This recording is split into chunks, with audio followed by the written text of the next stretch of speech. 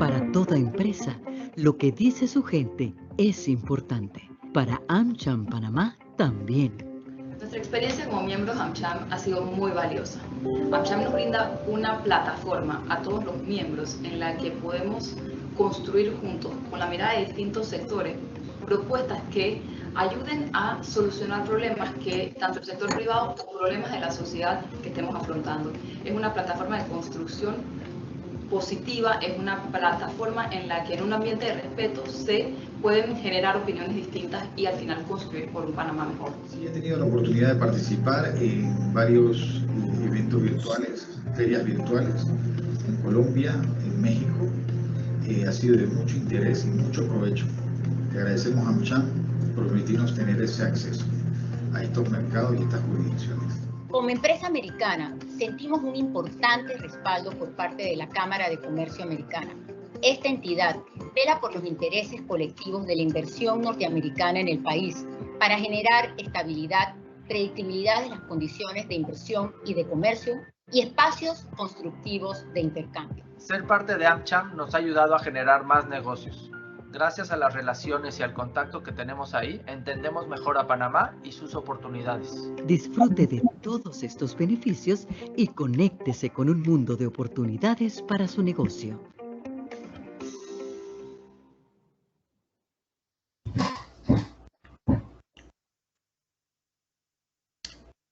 Muy buenos días a todos. ¿Qué tal? Yo soy Arturo Miranda Castillo, el director del Comité de Bienes Raíces y Construcción de AmCham. Yo he sido miembro de AmCham desde hace más de 15 años. Soy abogado financista y tengo mucha participación y actividad en el mercado inmobiliario por estos últimos 15 años. El día de hoy quisiéramos darle la bienvenida a su comité, su casa, con un tema muy interesante, que es la Ley 509 del 21 de enero del 2021, que básicamente toca temas de procesos de reorganización conciliada y el webinar es aplicado al sector inmobiliario, pero esta es una ley marco que se aplica a todo tipo de empresas, mercantiles o no, que actúen dentro del territorio nacional, tanto para temas de acreedores como deudores. Vale la pena mencionar que básicamente esta ley nace o se deriva de la Ley 12 del 19 de mayo del 2016, que establece procesos concursales de insolvencia. Entonces, esta ley, como la verán, fue redactada, creada para la emergencia nacional. Eso es un punto importante. Obviamente que la Ley 12 fue una decisión, una ley que fue un step in the right direction, ¿no? Como decimos. Y obviamente que opinamos que esta nueva ley va a ser muy beneficiosa para los temas actuales en que estamos, para que realmente se genere una dinámica en este tema. Entendemos que tenemos mucha tela por cortar. O sea, realmente los juzgados de insolvencia y temas de este tipo en otras jurisdicciones de common law, por ejemplo, las cortes están separadas. Algo es de lo civil y los temas de bankruptcy court se manejan aparte como tal. Hasta los practicantes y lo que ejercen, ¿no? Entonces eso lo hace muy interesante y vemos que esto está en the right direction. El día también adicionalmente quisiera, como siempre, agradecerle a los patrocinadores del Platinum Leadership Circle de AmCham, como lo es Chevron, AES Panamá, 3M, BAT Panamá, Gold, Dell Technologies, Ricardo Pérez, Morgan & Morgan y MIT, ¿no? Así que, por supuesto, siempre gracias a todos los sponsors de AmCham, igualmente gracias a todos los miembros de la Cámara. Como sabrán, la Cámara AmCham se funda en el 79 en Panamá, en más de 20 cámaras por toda la región. Y es la Cámara pues, binacional más grande de Panamá. Ese es otro punto importante a recalcar y que mantiene relaciones importantes con Estados Unidos y Panamá. El día de hoy, bueno, sin más preámbulo, porque lo seguiremos discutiendo ampliamente el día de hoy, invitamos a un socio y una asociada senior de Arifa. Arifa es una de las firmas de abogados más importantes de Panamá y las más longevas. Y miembros de AmCham, un importante miembro de nuestra Cámara. Y adicionalmente, todo lo que aportan, siempre han aportado, pero sobre todo hemos notado que en periodos de la emergencia nacional han aportado mucho. Temas de Q&A, temas pro bono, muchos legal updates y realmente han generado muchísimo valor Así que en su página web los invito a que la miren y tiene una sección específicamente para muchos temas legales de todo índole aplicados a la emergencia nacional, que yo uso de referencia y que muchos de aquí usamos de referencia. Así que, por supuesto, gracias a Arifa por su tiempo y por la oportunidad de estar aquí el día de hoy. Vamos a presentar, viene Claudio de Castro, que es socio de Arifa, y también Karen Stealth, que es Senior Associate también de Arifa. Entonces les cedo la palabra para que se tomen el tiempo para presentarse y darle la bienvenida pues, a este comité. Así que nuevamente gracias a todos por estar aquí el día de hoy, a todos los miembros de AmCham por hacer esto posible, a todos los que trabajan de AmCham, que son los que realmente hacen que todo esto funcione, a todos los miembros, a todos los invitados. Así que pues bienvenidos.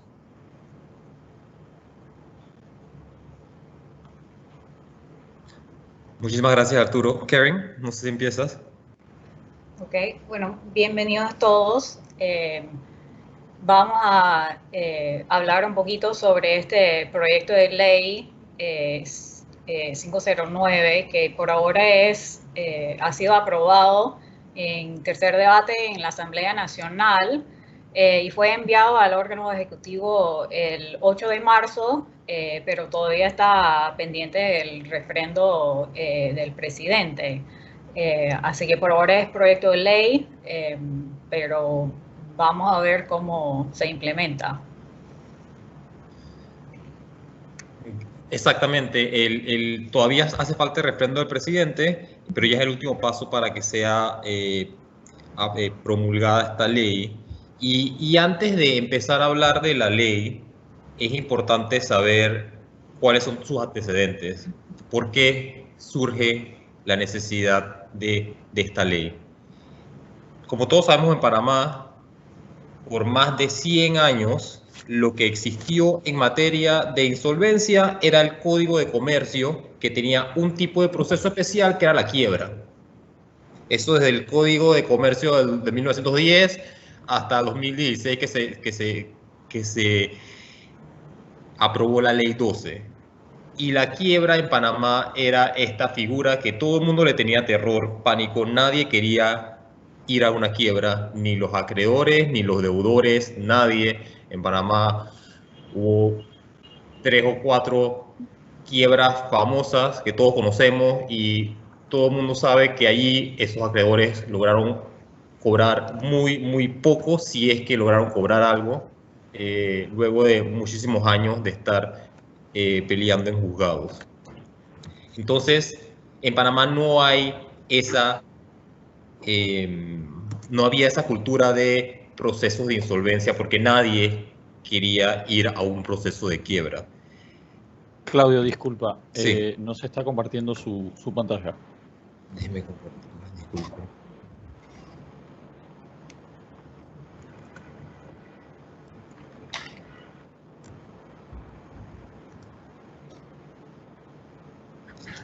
Ahí en modo presentación, por favor.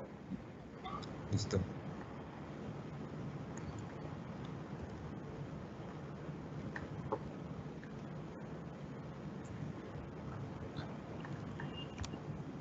¿Se ve la presentación? No, siquiera la tengo aquí y la Sí. puedo colocar para que Por favor. me indiquen y lo voy pasando.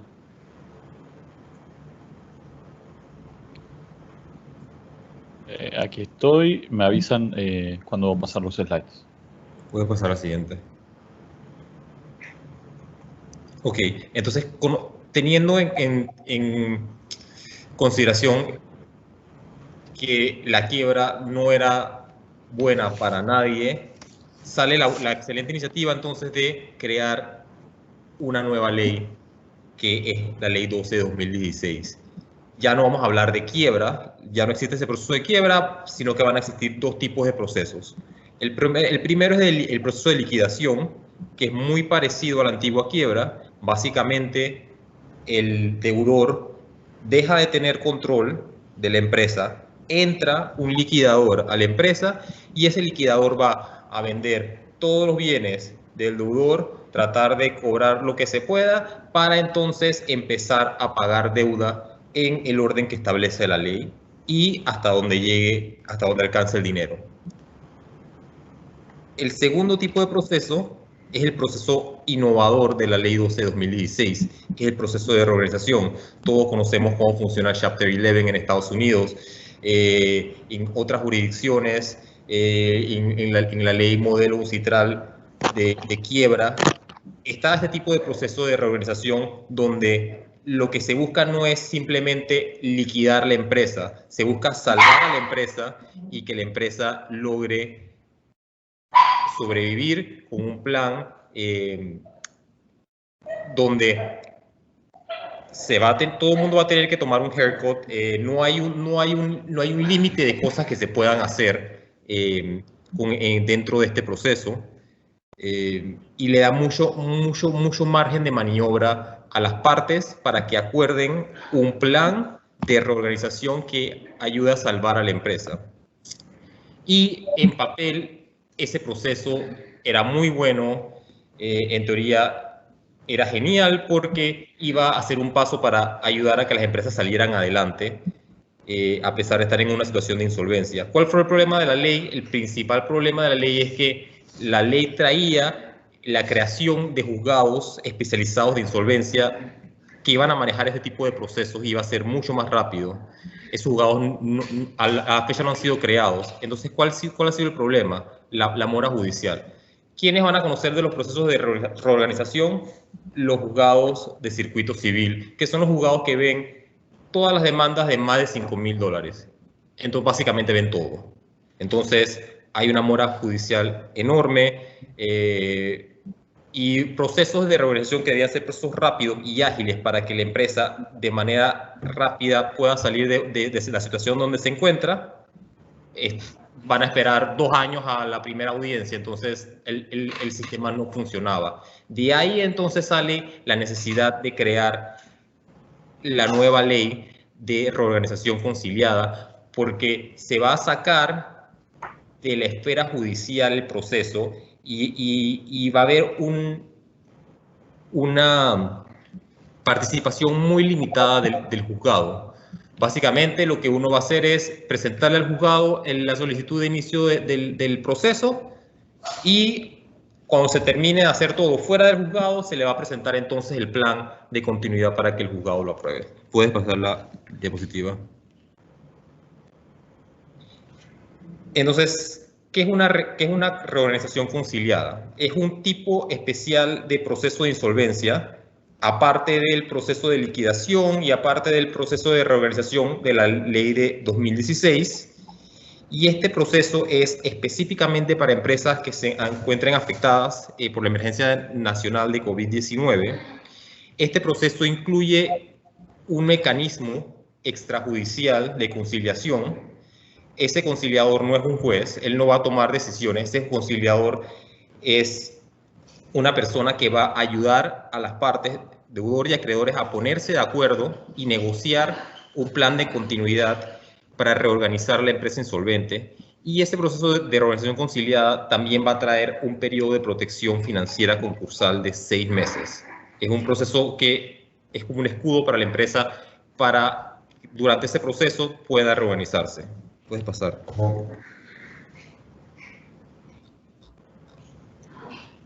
Ok, ahora vamos a discutir un poquito los requisitos para acogerse al régimen de reorganización conciliada, porque sí tiene un alcance limitado. Primero, la empresa tiene que estar en una situación de cesación de pago, insolvencia inminente o falta previsible de liquidez debido al estado de emergencia nacional impuesto por la pandemia de la COVID-19. Así que es importante que el estado financiero de la empresa sea producto de la pandemia y no de otra causa. Segundo, la empresa debería tener un mínimo de 24 meses de operación continua y debe presentar el aviso de operación en un plazo máximo de 2 años contados desde la fecha de promulgación de la presente ley, que bueno, no ha ocurrido todavía, pero cuando ocurre entonces va a empezar a correr ese plazo de los 2 años. Puede pasar a la próxima filmina. Estas son las etapas de la reorganización conciliada. Las primeras 2 etapas son realmente como pre-etapas que el deudor debería seleccionar un conciliador y solicitar al conciliador si está dispuesto a participar. Una vez que haya ocurrido eso, entonces el deudor presenta el aviso de intención ante el juez de insolvencia. Y ese es el inicio del proceso, que tiene un periodo fijo y la fecha del aviso de intención es cuando empieza a correr ese plazo. Luego hay una publicación del aviso de intención por 5 días en los periódicos nacionales y una vez terminado ese plazo, entonces viene la primera convocatoria de los acreedores, en donde el conciliador debería reunirse con los acreedores y el deudor para ratificar la designación del conciliador, discutir la designación de un experto financiero y si el deudor ya ha preparado un plan de continuación, revisarlo. Seguido hay que ver si es necesario la designación de un experto financiero. Eso no es un requisito, pero probablemente va a ser necesario en la mayoría de los casos. Luego vienen las sesiones de conciliación, que son las que se necesita para terminar el proceso y llegar a un acuerdo. Luego la ratificación del plan de continuidad y la firma de un acuerdo de conciliación en donde todas las partes aprueban el plan de continuidad. Y el proceso tendrá una duración no mayor a 6 meses. Así que como dije, eso comienza a partir del aviso de intención. Y durante esos 6 meses, el deudor contará con protección financiera concursal. Puede pasar a la próxima, Felina. Ok. ¿Cuál es el top 5 de cosas que tengo que saber si soy un deudor en situación de insolvencia respecto de esta nueva ley? Primero, no todos los deudores pueden optar por este proceso. Como dijo Karen, los deudores tienen que estar en esa situación de insolvencia debido a COVID-19 y tienen que haber presentado su aviso de operación en un plazo no mayor de 2 años luego de que se publique esta ley. Y tienen que tener por lo menos 24, su aviso de operación tiene que tener por lo menos 24 meses de existencia. No puede ser una ley, una empresa que se acaba de crear para optar por este tipo de proceso.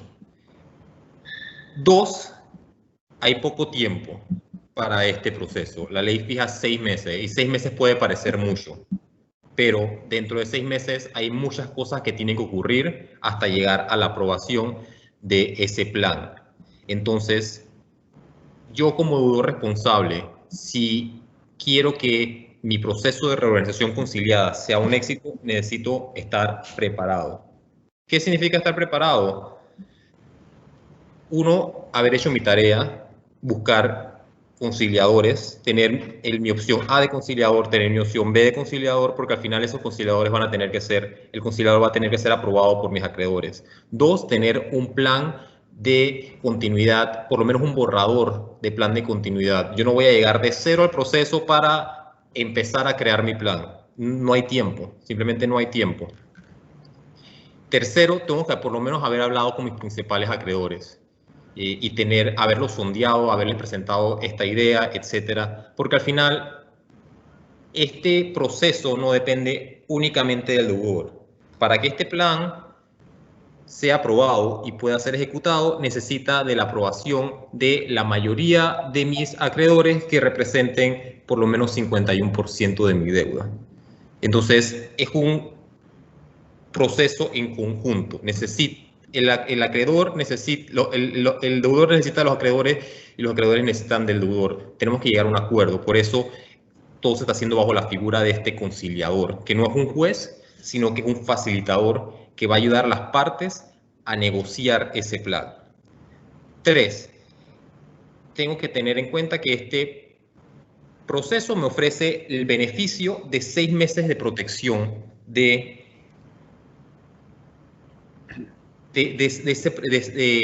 6 meses de protección. ¿Qué es esa protección financiera concursal? ¿Qué es? Básicamente, ningún acreedor va a poder empezar un proceso de ejecución en contra mía. Los procesos de ejecución en contra mía van a estar suspendidos por 6 meses. Todo lo que son ejecuciones de prenda, de hipoteca, van a estar suspendidos por esos 6 meses. Ningún acreedor va a poder iniciar un proceso de liquidación en contra mía. Eso es fantástico. ¿Por qué es fantástico? Porque recuerden que en los procesos de liquidación, yo como deudor pierdo control de mi empresa y entra un liquidador a tomar control. Entonces, este proceso de reorganización conciliada me brinda esa especie de escudo protector, donde mientras yo estoy negociando con mis acreedores ese plan de continuidad, no me van a poder atacar. Eso es muy importante y tengo que tomarlo en cuenta. Es un beneficio que da la ley. 4. La ley le da la facultad a las partes de nombrar un experto financiero. Nosotros pensamos que esa figura es muy importante. ¿Por qué? Porque no se trata simplemente de aprobar un plan y ver si se va a poder ejecutar en el futuro. No, o sea, necesitamos un experto que nos diga, ok, fantástico, este plan se ve muy bonito en papel, pero mira, tiene este y este defecto. En la práctica vas a tener este problema ejecutándolo. Es importante que ese plan se pueda ejecutar, porque al final la idea es que ese plan de verdad saque al deudor de esa situación de insolvencia. 5. Otro beneficio de la ley es que finalmente en Panamá se incentiva el deep financing, debtor in possession financing, donde hay un incentivo para que terceros externos, aporten capital a la empresa porque la ley le da un beneficio especial a ese financiamiento que va a recibir la empresa durante el periodo de reorganización. Ese acreedor que presta a la empresa en periodos de reorganización va a tener preferencia sobre el resto de los acreedores, obviamente sin perjuicio de los acreedores que tengan sus garantías reales. Puedes pasar el siguiente slide. Ahora, ya sabiendo el top 5 de cosas que tiene que conocer el deudor, ¿cuál es el top 5 de cosas que tiene que conocer un acreedor respecto de esta nueva ley?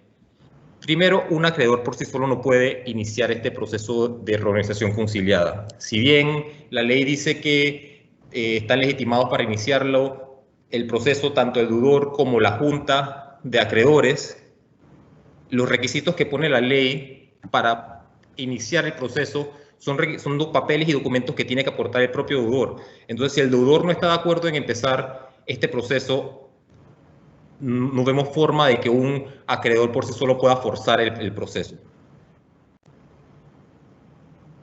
2. Una vez inicie el proceso de reorganización conciliada es importante participar. ¿Por qué? Porque el plan de continuidad que sea aprobado y sea ratificado por el juez va a ser obligatorio no solamente para el deudor, sino para todos sus acreedores, hayan participado o no hayan participado del proceso de reorganización y hayan aprobado o hayan votado en contra del plan de continuidad. 3. Es importante saber quiénes son los otros acreedores del deudor y quiénes son sus principales acreedores, porque estamos hablando de un proceso donde va a haber una votación para que se apruebe ese plan de continuidad. Tengo que saber quiénes son los principales jugadores en este proceso. ¿Soy yo uno de los principales acreedores o simplemente soy uno de los acreedores que está en la retaguardia? Y debería yo hablar con el resto de los acreedores para saber qué están pensando, cuáles son sus prioridades. Es muy importante sondear y conocer qué está pensando el resto de los jugadores en este proceso para poder, de vuelta, tenemos un periodo muy corto de tiempo para poder aprobar ese plan de continuidad. 4, es importante que los acreedores sepan que este proceso de reorganización conciliada no puede usarse como causal para terminar contratos o exigir garantías.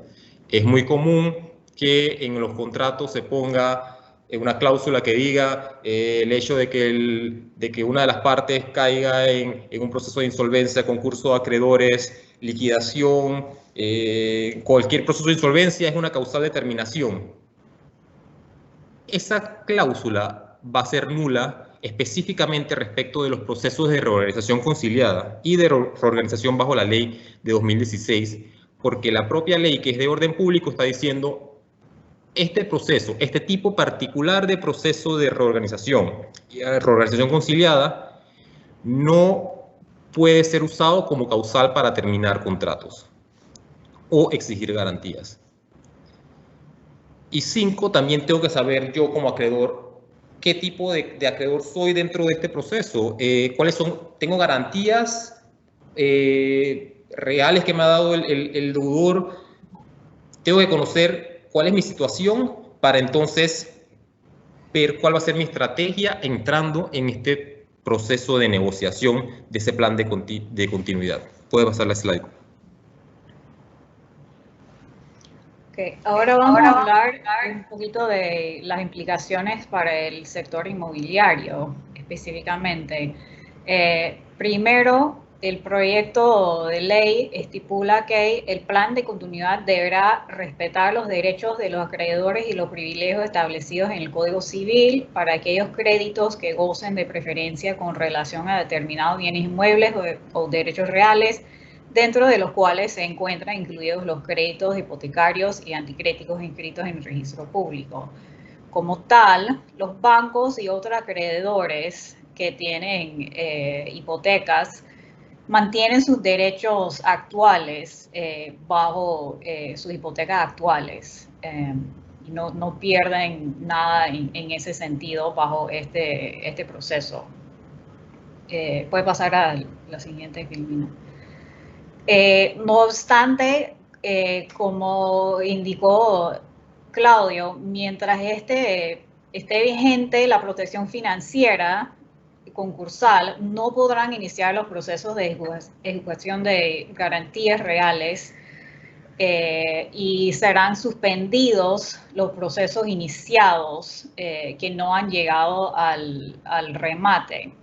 Eso significa que los bancos quedan en pausa por los 6 meses de la reorganización conciliada y tienen que esperar que termine si es que quieren proceder con una ejecución común y corriente. No obstante, el juez puede autorizar el inicio o la continuidad del proceso de ejecución si considera que no afecta las operaciones de la empresa y la viabilidad del plan de continuidad. Es decir, que si hay una hipoteca sobre una propiedad que no tiene relación con el negocio, entonces eso sí puede proceder. Mientras esté vigente la protección financiera concursal, tampoco podrán iniciar procesos de lanzamiento o para el cobro de cánones de arrendamiento no pagados. Y bueno, como sabemos, esos son procesos que ya llevan más de un año en pausa, que están poco a poco empezando a proceder, pero cuando inicia un proceso así de reorganización conciliada, entonces los arrendadores también van a quedar en pausa por un periodo de 6 meses. Puede pasar a la siguiente, Filomena. Las deudas originadas para lograr la recuperación de la empresa requerirán la aprobación del acreedor que tuviera el derecho de garantía previa sobre dichos bienes. Eso quiere decir, como dijo Claudio, que si viene un inversionista que quiere aportar capital y quiere alguna garantía, las garantías ya existentes de los bancos y otros acreedores hipotecarios entonces mantendrán su prevalencia sobre cualquier otra garantía. También es importante notar que en el caso de ventas de activos bajo la reorganización, la ley no contempla ningún tratamiento especial de impuestos de transferencia y ganancia de capital.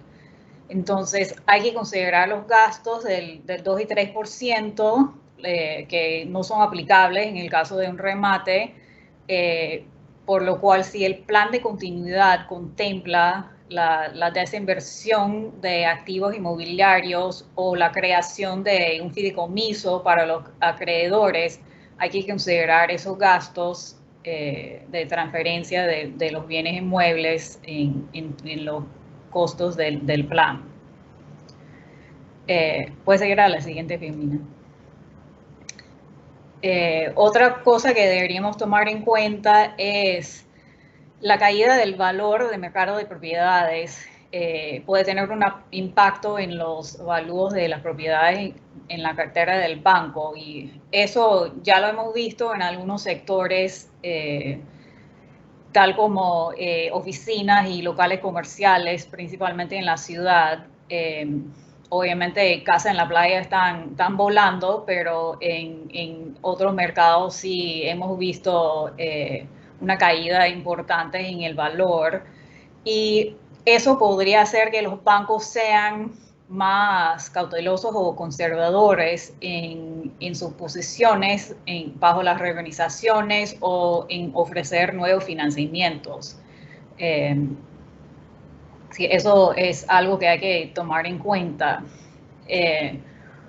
Otra cosa será la nueva ley 179 de 2020 del leasing inmobiliario, bajo cual un contrato de arrendamiento financiero no se suspende en caso de un proceso de concursal de insolvencia bajo la ley 12 de 2016. Como tal, con miras hacia el futuro, esta nueva figura del leasing inmobiliario podría convertirse en una alternativa atractiva tanto para acreedores como para compradores que ya no tienen tanto flujo de dinero para pagar los down payments. En el caso de un incumplimiento de pago de alquileres o otras contraprestaciones bajo el contrato de arrendamiento financiero, sí podrá dar lugar a la terminación del contrato y dará derecho al arrendador financiero a iniciar procesos ejecutivos. Así que vemos ahí que bajo esa figura hay más flexibilidad para el acreedor que bajo una hipoteca. Puede pasar a la siguiente página. Antes de empezar con las conclusiones y recomendaciones, las personas que estén participando y que hayan tenido experiencias de procesos bajo la ley 12/2016, me gustaría escuchar si alguien tiene algún comentario, cuál ha sido su experiencia con este tipo de procesos, ya sea liquidación o reorganización. Oye, nos ha ido bien, o estamos tengo un proceso que empezó hace 2 años y estamos en el punto A todavía, o no he tenido las protecciones, o el deudor se ha aprovechado de las protecciones. Me gustaría escuchar cuál ha sido la experiencia, si alguno de los participantes ha tenido experiencias bajo la ley de 2016, cómo les ha ido y cuál ha sido los problemas o beneficios, los problemas que han encontrado o los puntos positivos que han encontrado esos procesos. Entonces, ahora con las conclusiones de la nueva ley, ¿cuáles son? ¿Qué me llevo yo? Primero, preparación, tanto de deudores como acreedores. Tenemos que estar preparados. La moratoria va a acabarse y es muy posible que empecemos a ver entonces este tipo de procesos una vez la ley sea publicada en Gaceta. Tengo yo como deudor que saber que el tiempo de 6 meses, a pesar de que parezca largo, es un tiempo muy corto. Y también tengo que saber yo como deudor que si yo opto por este proceso de reorganización, conciliada, la propia ley me dice que ya yo no puedo optar de manera paralela ni posterior por el proceso de reorganización bajo la ley de 2016. Entonces yo no voy a poder como optar por dos protecciones en paralelo o en cadena. Primero protegerme con la ley, con la protección financiera concursal de la reorganización conciliada y después optar por la protección que me da la reorganización bajo la ley de 2016. No voy a poder hacer eso, de 2012, perdón. Entonces, si yo voy a entrar a este proceso es con el ánimo de aprobar, de conseguir un plan de continuidad aprobado por la mayoría de mis acreedores y que sea ratificado por un juez. Entonces tengo que estar preparado. Igual como acreedores tengo que haber hecho mi tarea. Tengo que saber qué tipo de acreedor soy, cuál es el perfil de mi deudor, cuál es el perfil del resto de los acreedores para poder entrar a este proceso con ánimo de lograr un plan que sea viable y que sea aprobado. Y también me llevo como algo para tanto para deudores, acreedores, es que necesitamos un cambio de mentalidad en Panamá. Como bien dijo Arturo, en Estados Unidos existen cortes especiales de insolvencia, existen practicantes especializados en insolvencia y esto es normal. Las empresas entran en insolvencia, entran en un Chapter 11, salen del Chapter 11, es algo que sucede, las personas no le tienen miedo. En Panamá todavía, a pesar de que tenemos bastante tiempo ya con la ley 12 en vigencia, mi percepción es que todavía le tenemos miedo a estos procesos porque pensamos todavía en la quiebra del Código de Comercio y todavía es como el cuco, o sea, nadie quiere, le tenemos miedo, es algo que no conocemos y que sentimos que vamos a caer de vuelta en ese proceso de quiebra del Código de Comercio. Entonces hay que hacer ese cambio de mentalidad. Y otro punto importante que hemos visto en nuestras revisiones de este proyecto es la importancia de tener una regulación bancaria de la Superintendencia de Bancos que vaya a la mano con esta ley, porque ya sabemos que los bancos son los principales acreedores de promotoras y arrendadores, y por ahora lo que estamos escuchando de los bancos es que no les interesa esta ley porque solo ven cómo se refleja negativamente en sus provisiones, el tener que esperar los 6 meses para proceder con su ejecución. Por ende, por ahora los bancos, de lo que nosotros hemos escuchado, no son muy entusiasmados con esta ley y ellos van a ser, en el caso del sector inmobiliario, los acreedores más importantes y va a ser importante que ellos participan en este proceso. Porque uno necesita el acuerdo de todos los acreedores y la cooperación de todos los acreedores para llegar a una buena conclusión. Sí, lo que sucede en la práctica con los bancos con este tipo de situaciones es que la mayoría de las veces esto va a una mesa de negociación fuera de los juzgados, fuera del proceso de insolvencia. El banco o los bancos acreedores dicen, ok, tu deudor, ven, siéntate a la mesa con nosotros y vamos a discutir y vamos a llegar a un acuerdo fuera de los juzgados, fuera de los procesos de reorganización, porque no nos interesa estar allí. Esto no es un tipo de proceso que no beneficia en nada. En realidad, ni siquiera que nos beneficia, nos trae consecuencias negativas para nuestra cartera y para nuestras reservas. Entonces, si queremos que este proceso sea un proceso utilizado y que se incentive su uso, sobre todo en el sector inmobiliario, es necesario que venga una regulación que incentive a los bancos a que les interese este proceso, que lo vean como algo positivo y no como algo que le va a dañar o que va a traer una consecuencia, un impacto negativo. Arturo, Karen, no sé si quieres agregar algo más, pero creo que estamos dentro del tiempo. Le prometimos a Arturo que íbamos a estar, que íbamos a cumplir con los minutos que nos asignaron y creo que hemos hecho la tarea. Nos encantaría seguir hablándole de este tema, pero lastimosamente tenemos tiempo limitado. Sí, vale.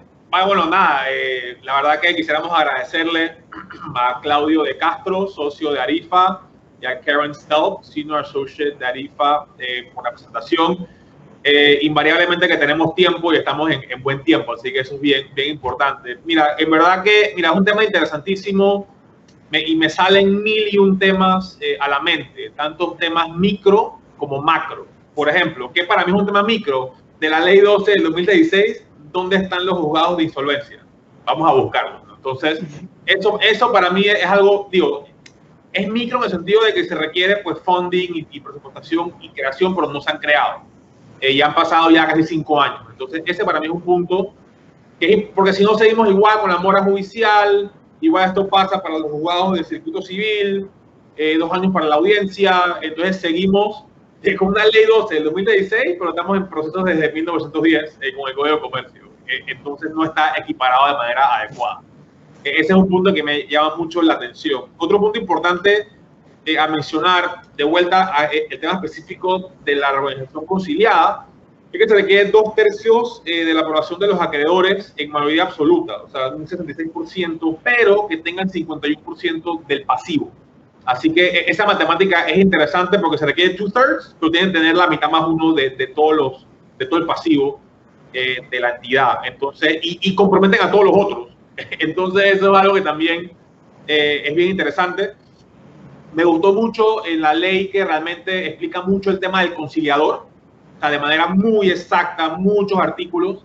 A mí me encanta el tema, explica el tema cuando es independiente y cuando es institucional. O sea, institucional, entiéndase, un centro que tenga la resolución como personería jurídica del Ministerio de Gobierno, eso es bien importante. Y también a los conciliadores independientes, para los que tenemos la resolución, tiene un marco claro de cómo se debe operar y estas cosas, así que el tema pues nos gusta mucho en ese sentido. Eso nos gusta bastante, que está bien tipificado. Me pareció interesante el tema de, es casi opcional, el tema del experto financiero, o sea, porque de repente las partes entre la empresa y el CFO y tesorería de repente hacen un plan y de repente los acreedores también con su gente financiera lo aceptan, pero tener como no sé si, porque no decía firma, decía experto financiero y lo describían como un natural, tener como un tipo de banca de inversión, gente realmente independiente, que haga proyecciones financieras independientes y que pueda realmente, en beneficio de ambas partes, entrar en un punto medio y decir, bueno, mira, este es tu plan, pero by the way, hay estas variables, hay que hacer muchos planes y muchas proyecciones con análisis de sensibilidad y escenarios. Así que me gusta mucho porque la misma ley toca temas tanto legales como financieros. Entonces, para los que la palabra que tocaba decir, independiente, eso para mí es clave. Sí, eso es súper importante. Y me ha gustado mucho eso que ya, como jurisdicción es mucho más madura. O sea, estamos hablando ya, esta ley, o sea, en espíritu y en principio, la tienen jurisdicciones maduras hace mucho tiempo con gran éxito. Entonces, yo espero que Panamá se atreva. Entonces, ¿qué es lo que pasa? En Panamá, o sea, los bancos son los acreedores concentrados. Ves un banco por mucho 2 cuando son syndicates. En mercados más desarrollados es al revés. Ves más el mercado de valores y los bonohabientes o los deudavientes están atomizados. Entonces, realmente estos procesos son más cuando hay colocaciones financieras en las bolsas de valores y los deudavientes, bajo cualquier figura, tipo de deuda, están atomizados. Entonces, entonces, ¿qué es lo que pasa aquí en Panamá? Como dijeron ustedes, si el banco dice, hey, no, yo soy el main lender, yo no quiero saber nada de ni judicial ni extrajudicial. Voy para judicial, mi ejecución hipotecaria, juicio y listo ya. O sea, ese es no el big problem, pero Panamá sigue siendo un mercado principalmente bancarizado. Entonces los bancos dicen, no, yo tengo a otro banco, we hire a law firm y vamos a la mesa y tú deudor ven acá, ¿no? Entonces, entonces ellos no quieren saber nada de este tema, ni siquiera extrajudicial, ¿no? Que 6 meses, bueno, como hablábamos ayer con Claudio, el tema de las provisiones y las reservas y cómo le pega a los bancos y le pega al capital. Entonces, al final de cuentas, la verdad que las super de bancos y también la de valores están mucho más maduras porque ya tenían estos temas o los tienen hace muchos años en su ley. Liquidaciones, reorganizaciones, ya está tipificado y Panamá es mucho más avanzado en ese sentido versus la parte comercial. Entonces, ¿qué es lo que pasa? Hay que hacer un análisis tanto de jurisprudencia como de derecho comparado. Mira, a mí me encanta que en Colombia, por ejemplo, está la Superintendencia de Sociedades. Entonces, cuando hay compañías grandes con problemas, ellos tienen su marco y pueden intervenir. Entonces, aquí en Panamá las compañías comerciales, o sea, una sociedad, un servicio de operación y etcétera, o sea, están en el mundo comercial abierto y no hay una superintendencia como tal. A eso me refiero con un tema macro. O sea, para mí un tema macro, como ustedes mencionaban, una idea macro es, hey, meter algo de esto, o no sé de qué manera, en la super de bancos, que son los principales acreedores del país, o sea, son los que más prestan a promotoras y a todo tipo de industrias, pero crear otra figura para que por lo menos también las empresas sientan que, hey, no, yo también tengo una superintendencia. Pero eso es algo un poco utópico, o sea, pero es utópico hablarlo, pero en otros países es así. O sea, en otros países hay superintendencia de sociedades con ciertas cosas muy claras y eso a mí me gusta verlo cómo funcionan en otros países que son mucho más grandes, o sea, tienen un PIB más grande, muchas más empresas. Este tema también es bien interesante, pero eso es lo que pasa. Panamá tiene un mercado más concentrado en los bancos y son pocos acreedores con muchos préstamos grandes versus un mercado atomizado. Esto puede ser beneficioso para colocaciones en el mercado de valores con deudavientes que estén atomizados. Claudio mencionaba algo interesante que obviamente que es para los que estamos apasionados del tema, el tema de los tipos de acreedores, muy importante, si es secured, unsecured, el orden. Otro punto que me gustó de la ley es que dice que no, mira, el que aportó capital después se paga primero. Entonces, o sea, que capitalizó la empresa bajo la figura híbrida que sea, pero sin entrar en instrumento de capital, o sea, el que la capitalizó bajo la figura que sea, se le repaga primero. Entonces, eso me gustó. El tema de cómo se reconocen los créditos, otro punto que es muy importante.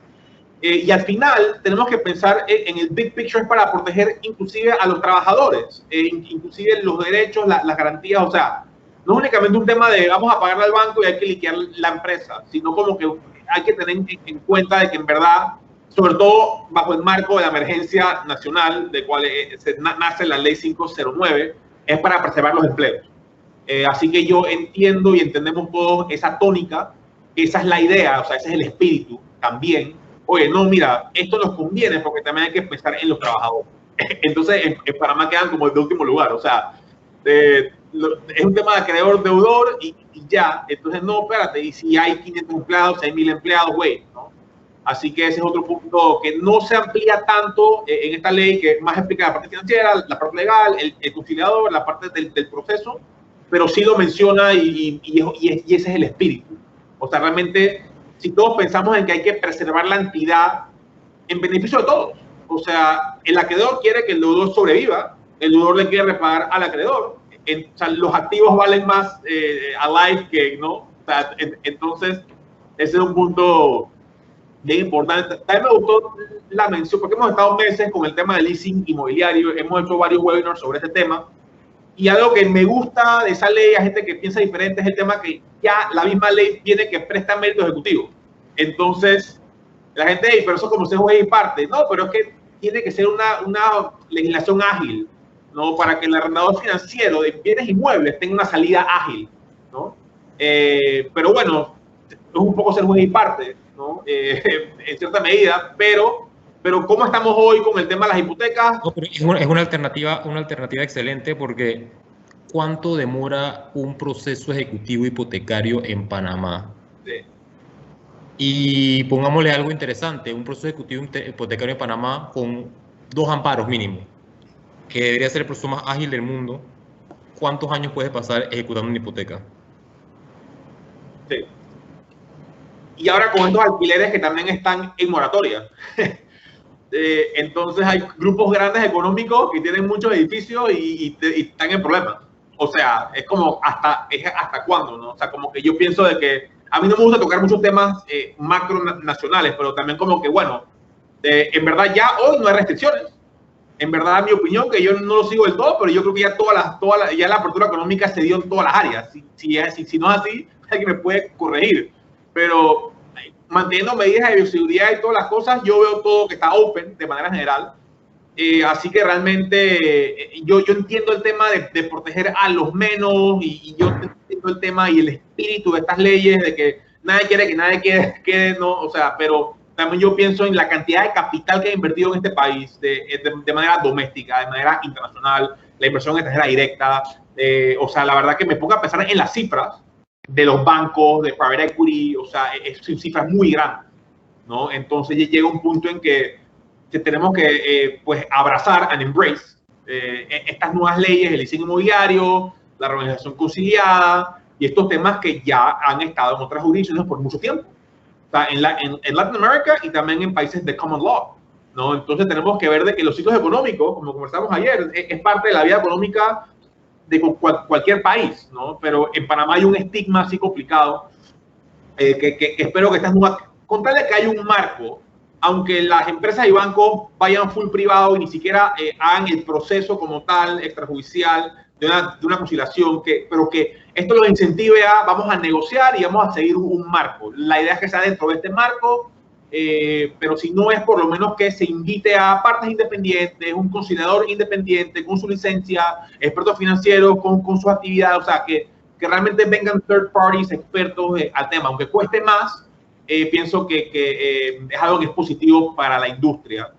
Y sí, claro, en temas de reorgs, los que las hemos manejado previo al 2016, al final pasan muchos outcomes. Al final hay outcomes que son inevitables. Al final se venden assets, se pagan deudas. A veces la deuda se convierte a equity, los accionistas actuales quedan wiped out. O sea, hay muchas estructuras que yo he visto en lo particular que muchos acreedores quedan como los dueños, de manera legal, procesal, de manera correcta, pero al final estos tipos de swaps de deuda por equity, yo he visto mucho en el mundo privado y en verdad que es aceptable en cierta medida, ¿no? Porque al final es que aporta capital y no, o sea, al final es como, bueno, es acreedor de la empresa, pero si y el deudor no administra bien la empresa o sencillamente temas exógenos y de fuerza mayor, hay que tomar otros cursos de acción. Pero como le explico, esto siempre ha sido así en el mercado financiero y bancario de Panamá, que tiene estas cosas metidas en su ley hace mucho tiempo. Y bueno, ahora se han tocado los temas de manera general, que es un tema más abarcador. No, y lo bueno de esta ley que también es flexible con lo que puede ser tu plan de continuidad. No, hay ciertas cosas que tiene que tener tu plan, es cierto, pero es flexible en cuál es tu solución. La ley no te dice, tu solución de tu plan de continuidad es que te permito que todos tomen un haircut de 10% máximo. No, la ley es súper flexible. Lo que está diciendo, no hay, yo puedo convertir deuda en equity. Hay muchas, la ley no es una camisa de fuerza para ese plan. Y eso es muy bueno. Muy bueno porque, como tú dices, hay muchas soluciones creativas. No es una solución para salvar una empresa. Dependiendo de la situación de la empresa y dependiendo de los acreedores, hay muchas soluciones creativas que se pueden implementar.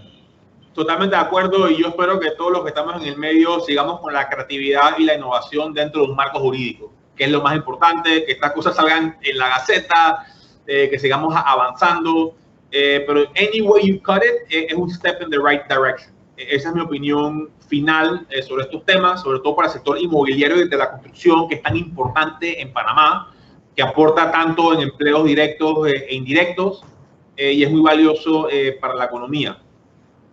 Así que bueno, yo pienso de que ya hemos cubierto el tema, da para mucho, ¿verdad? Que aquí fácil nos quedamos el día entero.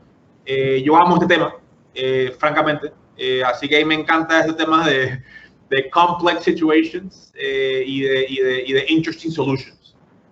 Así que así es como yo lo visualizo y estoy contento que en Panamá finalmente ya tenemos marcos jurídicos que se han aplicado en muchos common law jurisdictions desde hace muchos años, pues con mucho éxito y es como digo, como sea que uno lo mire, todas estas leyes son un punto positivo, tanto el leasing inmobiliario, la organización conciliada, la ley 12 de procesos concursales de insolvencia, todo es positivo.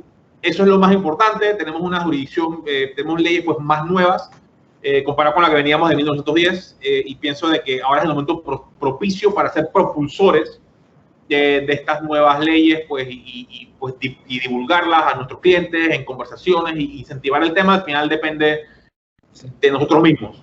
Esa es nuestra opinión. Así que bueno, nada, por mi parte sería todo. Nuevamente quisiera agradecer a Arifa como miembro importante de nuestra Cámara, han estado apoyando desde siempre y con mucho énfasis este último año, bajo el tema de la emergencia nacional, nuevamente el tiempo y la capacitación de Claudio de Castro, socio de Arifa, Karen Stelp, Senior Associate de Arifa, por supuesto que a todos los participantes, como siempre, lo bueno es que estos webinars quedan en YouTube, así que uno siempre los puede revisar después y ver cualquier tema.